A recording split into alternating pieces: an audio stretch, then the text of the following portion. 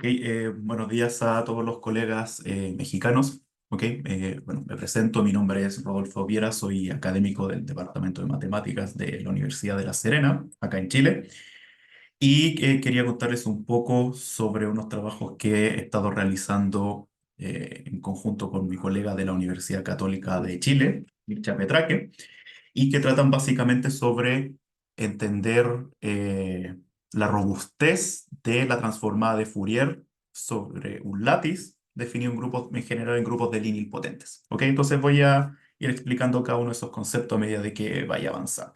¿Ya? Entonces, bueno, el objetivo de esta charla son básicamente dos. Primero es presentar la transformada de Fourier en un grupo, ¿ok? La transformada de Fourier de un subgrupo en este grupo que aquí denoto como gamma, ¿ok? Como un objeto resistente al ruido, ¿ok? Para ciertas elecciones adecuadas de estos subgrupos gamma, ¿ok? Estos subgrupos H de gamma, perdón. Y lo segundo es entender cómo la geometría de un grupo determina aspectos probabilistas sobre ese grupo, ¿ok? Entonces, déjeme partir para establecer bien todos los ingredientes, ¿ok? Para que se entienda bien este trabajo, déjeme partir con el caso abeliano finito, ¿ok? Entonces, en el caso abeliano finito, déjenme considerar un toro, ¿ok? Un toro discreto, de la forma z cocientado con nz a la d, ¿ok? Donde n no es un número primo, ¿ya? Eso por un asunto técnico que vamos a mencionar en una frase más, ¿ya? Y vamos a considerar una familia de subtoros, ¿ok? De este toro TND que aparece acá arriba, ¿ya? Entonces, esta familia de subtoros, ¿ok? Que son R, digamos, que son de alguna forma R dimensionales, ¿ya? Donde R es menor o igual que D. Y acá donde cada coeficiente M sub I que aparece acá en esta descripción de este toro, cada uno de estos coeficientes MI divide a M. ¿Ok?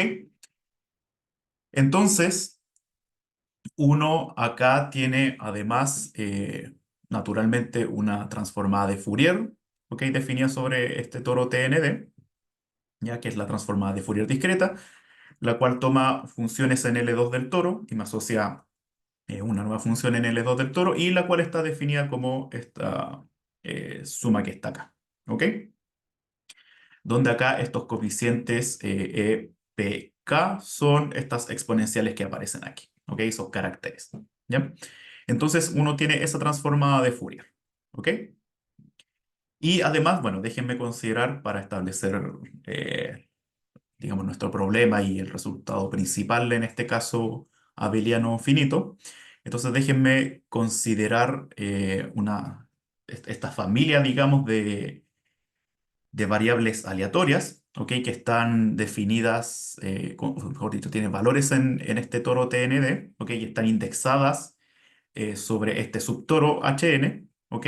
Que es el que está acá arriba, ¿verdad? Este toro que está acá. Y lo que vamos a hacer es considerar una versión perturbada de ese subtoro HN, ¿ok? De la siguiente forma, ¿ok? Entonces voy a tomar cada punto de este subtoro HN y lo voy a desplazar, ¿ok? A través de, entre comillas, un vector aleatorio, ¿ok? El cual tiene valores en este toro TNT, ¿ok? Y vamos a construir estos elementos, ¿ok? Entonces eso me va a dar una versión perturbada de este toro, ¿ya? Aquí donde estas perturbaciones, estos desplazamientos aleatorios, ¿ok? Son independientes e idénticamente distribuidos, ¿ok? Y con esta misma distribución, sí. ¿Ok? Entonces, bueno, acá abajo tengo más o menos una representación de lo que significa esto. ¿Ok? Aquí en azul estaría nuestro toro TND. ¿Ok? Esos puntos amarillos serían los elementos de este subtoro HN. Y esos puntos amarillos los estoy perturbando por desplazamientos aleatorios con valores en este toro azul. ¿Ok? Y voy obteniendo estos puntos rojos. Y esos puntos rojos son esta versión perturbada de este subtoro HN. ¿Ok? Entonces, bueno, uno se pregunta básicamente cómo puedo relacionar eh, la transformada de Fourier, ¿ok? Sobre esta, versión perturbada de este subtoro cómo relaciona esa transformada de Fourier respecto a la transformada de Fourier de este toro no perturbado, su versión original. ¿Ok? Ahí vamos a ir especificando bien qué es lo que vamos a entender por la transformada de Fourier de este subtoro. ¿Ya? Ok, entonces, el resultado principal en este caso finito viene dado por lo siguiente. ¿Ok? Entonces acá, recuerden aquí me equivoqué, esto es un H. ¿Ok? Tengo nuestro subtoro H, ¿cierto? De este toro TND. Y vamos a considerar como delta H, ¿cierto? La suma de las deltas de Dirac, ¿ok? Soportadas en cada elemento de H. ¿Ok? Y uno puede tomar la transformada de Fourier, ¿cierto? De este delta H, ¿verdad? Como nosotros lo definimos antes. ¿Ya? Entonces, a mí me gustaría entender cómo es esta transformada de Fourier y cómo se relaciona respecto a esta versión perturbada. Entonces, uno observa esta transformada de Fourier del objeto perturbado y lo quiere relacionar con este objeto inicial. ¿Ya? Y bueno, el resultado principal sería básicamente el siguiente. Entonces, tenemos que, si yo considero, ¿cierto?, nuestras perturbaciones, ¿ya? Si P como las teníamos antes, ¿ya? Y considero este valor de C como el valor, el supremo, ¿cierto?, sobre de las varianzas de cada uno de estos coeficientes, ¿ya? Y considero cierto valor pequeño epsilon, ¿ok? Que el cual depende de estos parámetros de estos toros, ¿ok? Entonces, básicamente el resultado dice que con alta probabilidad, ¿ya? Donde ese valor de alta probabilidad, bien, de una forma súper específica, ¿cierto? Sería con probabilidad al menos este valor que está acá, ¿ya? Entonces, con alta probabilidad yo tengo que la transformada de Fourier de este objeto perturbado, que lo denoto de esta forma como delta HC, ¿ok? Y la transformada de Fourier de esto, yo lo puedo casi factorizar, ¿ok? Por la transformada de Fourier del objeto original y me sale como factor adicional este valor esperado que está ahí. ¿Ya? Entonces casi yo lo puedo factorizar de esa manera y el error de esa factorización es súper pequeño. ¿Ok? Me da en términos de 1 partido por la cardinalidad de este subtoro H. ¿Ok? Y digamos 1 partido por la cardinalidad del dual de H. ¿Ok? Entonces, eso sería un resultado cuantitativo, ¿cierto? Que me dice con el error cuando yo quiero establecer la relación entre esta transformada de Fourier del objeto perturbado y respecto a la transformada de Fourier de este objeto no perturbado, ¿ok? Módulo este factor multiplicativo que está acá, ¿ok? Entonces son casi iguales con este error que aparece aquí, ¿ok? Entonces, bueno, eso sería el asunto, este resultado en el caso abeliano finito. ¿Ok? Si uno quiere pasar ahora al caso continuo, al caso que vamos a ver en el caso euclidiano, el contexto sería el siguiente. Entonces vamos a tomar en R a la D, perdón, vamos a tomar eh, subgrupos discretos R-dimensionales. ¿Ya? Y para uno de estos subgrupos discretos R-dimensionales que vamos a denotar por H, también yo puedo definir su transformada de Fourier de la siguiente forma, ¿cierto? Entonces, yo puedo definir la transformada de Fourier de ese subgrupo discreto H, ¿ok?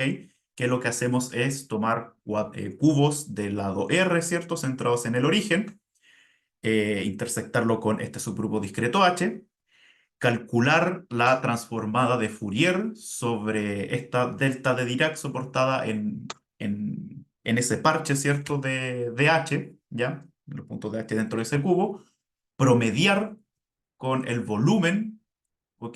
Que uno tiene en esa dimensión que es R, ¿cierto? Menor o igual que D, esta dimensión que está acá, y calcular el límite cuando el R sea infinito, hacer esos promedios en cubos cada vez más grandes, ¿ok?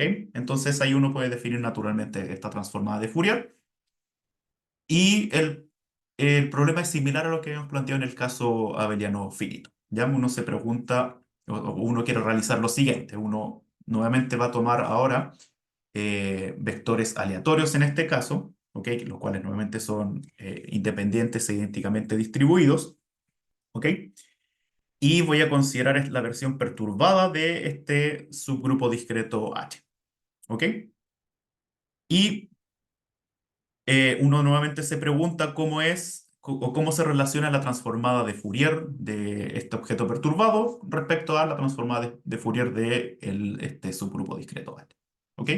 Y la relación es básicamente la siguiente. Entonces, la relación es que bajo las condiciones anteriores que teníamos, si además yo tengo esta condición de momento, ¿ok? Sobre la ley, ¿cierto? La ley común que tienen estos desplazamientos aleatorios, ¿ok? Entonces, casi seguramente, recuerden que en el caso finito teníamos, con alta probabilidad yo tenía un resultado, en este caso vamos a tener casi seguramente, ¿ya?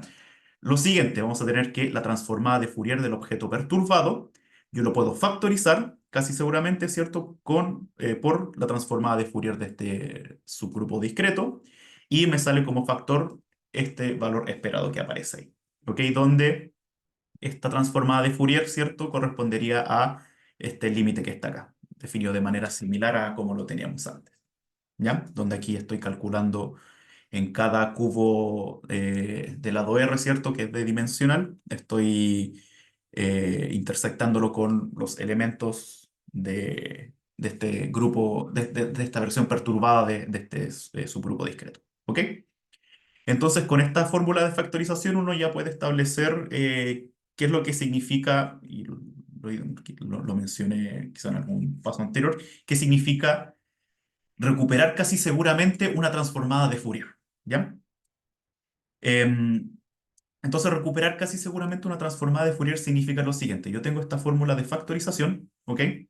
Y si yo asumo que este valor esperado que aparece acá es invertible, por ejemplo, cuando la ley sí es una mixtura de gaussianas, ¿cierto? Son gaussianas, ¿ya? Entonces yo puedo multiplicar en esta fórmula que aparece acá, yo puedo multiplicar por la inversa de este valor esperado y obtener lo siguiente, obtener esta fórmula que aparece acá. Entonces lo que me está diciendo es que si yo observo la transformada de Fourier de este objeto perturbado y esa transformada de Fourier lo multiplico por el inverso de este valor esperado, perdón, el inverso multiplicativo de ese valor esperado, entonces obtengo como resultado la transformada de Fourier de mi objeto original. Y eso lo puedo hacer casi seguramente. ¿Ok? Entonces, en ese sentido, vamos a estar hablando de recuperar la transformada de Fourier. ¿Ok? Y básicamente obtener este resultado es un argumento del discreto al continuo, es decir, que si yo básicamente tomo mi espacio euclidiano yo lo puedo aproximar por esta familia de toros que son grandes, súper grandes, ¿cierto? Y súper finos, ¿ok? Y si yo considero basta con considerar estos subgrupos discretos que están acá, ¿ok? Con eso es suficiente entenderlo, que son Z a la R, ¿ok? R copias de Z, ¿ok? Entonces, bueno, aquí en estos toros que son súper finos y súper grandes, yo puedo considerar la transformada de Fourier discreta como lo teníamos antes, ¿ok? Y básicamente el lema clave para pasar del discreto al continuo es tener una relación entre la transformada de Fourier en el caso continuo, escribirla como un límite de transformadas de Fourier en el caso finito, ¿ok? Y ese límite viene dado por esto que está acá, ¿ya? Entonces, básicamente me dice que yo puedo escribir esta transformada de Fourier de este subgrupo discreto como límites de transformadas de Fourier finitas, ¿cierto? Cuando yo considero ciertos subgrupos discretos, perdón, toros finitos abelianos, ¿cierto? Puedo pasar una especie de argumento del discreto al continuo, ¿ya? Y lo mismo pasa para la transformada de Fourier de la versión perturbada de este Z a la R. ¿Ok? También lo puedo escribir como un límite de transformadas de Fourier finitas. ¿Ok? Entonces, este lema, junto al resultado cuantitativo que vimos inicialmente sobre el recuperamiento con alta probabilidad, ¿ya? O descomposición de una transformada de Fourier, una factorización, ¿cierto? Con alta probabilidad, ¿cierto? Y con un error pequeño, uno obtiene este recuperamiento casi seguro. ¿Ya? Y el asunto es que ahí están todos los ingredientes y uno puede establecer un resultado cuantitativo para grupos finitos como lo vimos antes, pero sin una estructura abeliana, y pasar a un caso especial límite que es en el caso de grupos de línea potentes. ¿Ok? Entonces, solamente para establecer las ideas, ¿ya? Uno, para grupos finitos, ¿cierto? Uno también puede definir la transformada de Fourier discreta, ¿ok? Solamente que uno debe tener ahora representaciones unitarias y reducibles, ¿verdad? Uno toma subgrupos y también los puede perturbar como lo hicimos antes, ¿ok? Y en este caso, cuando uno hace todo este proceso, uno también puede obtener un resultado cuantitativo como lo vimos en el caso de toros y subtoros, ¿cierto? Finitos, pero en el caso este de grupos finitos y subgrupos finitos, o sea, y subgrupos de esos grupos, ¿ok? Uno también puede obtener una casi descomposición o una casi factorización de la transformada de Fourier, ¿ok? Con cierto error dependiendo de las cardinalidades de estos grupos y subgrupos, ¿ok? Y uno puede hacer es el paso o establecer un paso al límite similar al que vimos antes en el caso de grupos de línea potentes, ¿ok? Porque en el caso de grupos de línea potentes, yo puedo establecer un contexto similar al caso euclidiano, ¿ok? ¿Cierto? Porque yo tengo esta relación, o sea, esto que me relaciona este grupo de línea potente con R a la D, ¿cierto? Con cierta operación de grupo dada por esta fórmula de Baker, Campbell y Hausdorff, ¿verdad? A través de esta aplicación exponencial. Y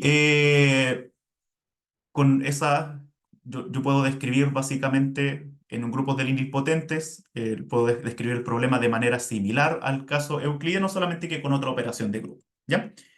Y en ese caso, además, cuando yo quiero describir el problema de la transformada de Fourier, bueno, la transformada de Fourier también la puedo describir de manera sencilla, ¿cierto? Porque básicamente yo puedo describir las representaciones unitarias irreducibles en grupos de línea potentes de manera sencilla y de una forma bien conocida, que es por este método de Kirillov, que me relaciona ciertas órbitas con representaciones irreducibles.